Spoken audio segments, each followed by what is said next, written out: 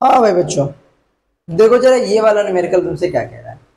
एक धनावेशित तेल की बूंद 1 सेंटीमीटर की दूरी पर स्थित दो प्लेटों के मध्य, बताओ दो प्लेटें हैं, उनके बीच की दूरी कितनी है? 1 सेंटीमीटर। यानी डी का मान कितना दिया गया है? 1 सेंटीमीटर।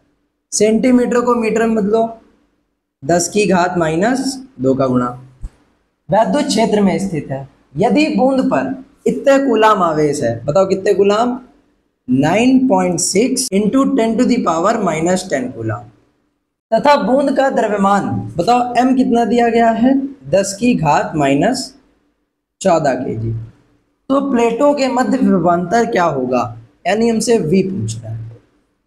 अच्छा, जो तेल की बूंद है वो कैसी है? स्थिर है। और जब भी कोई भी बूंद, कोई भी कण दो प्लेटों के या वैद्युत क्षेत्र में स्थित होता है, तो बताओ जब बूंद स्थिर हो तो क्या होता है? अभी पिछले सवाल में बताया EQ बराबर किसके हो जाता है? mg के। भाई नीचे की तरफ क्या काम करेगा? mg। और ऊपर की तरफ वैद्युत बल, वैद्युत बल का फॉर्मूला होता है EQ। देखो क्या यहाँ पर कहीं पर वैद्युत क्षेत्र का जिक्र हो रहा है? नहीं, वैद्युत विभव का जिक्र हो रहा है। हमें एक फॉर्मूला पता है, E बराबर V अपॉन डी। तो क्या हम यहाँ पर V अपॉन डी नहीं लिख सकते? V upon D into Q बराबर mg। हमें किसका मान पता करना है? V का। D को इधर भेज दो और Q को नीचे भेज दो। V बराबर mg d अपॉन में Q। बस सारे मान रख दो, आंसर आ जाएगा।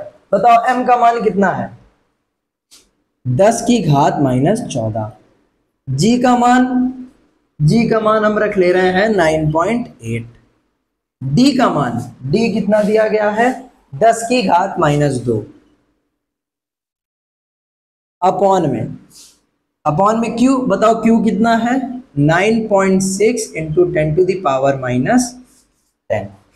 अच्छा, जब 98 पॉइंट से पॉइंट चला गया, 98 का भाग 96 दोगे तो आएगा 1.02। अप्रॉक्स वैल्यू हमने लिखी है, हो सकता है इधर उधर आ जाए तो तुम भाग देके देख लेना। अप्रॉक्स हमें लग रहा है इतना ही आएगा। देखो -10, इसके -10 खा गया तो यहाँ कितने बचे? -4। -4 -2, बताओ कितना आ गया? -6 वोल्ट। तो बताओ विभव कितना आ जाएगा? 1.02 इंटू 10⁻⁻6 वोल्ट। इतना सरल न्यूमेरिकल था। नोट करो क्या कर रहा भाई।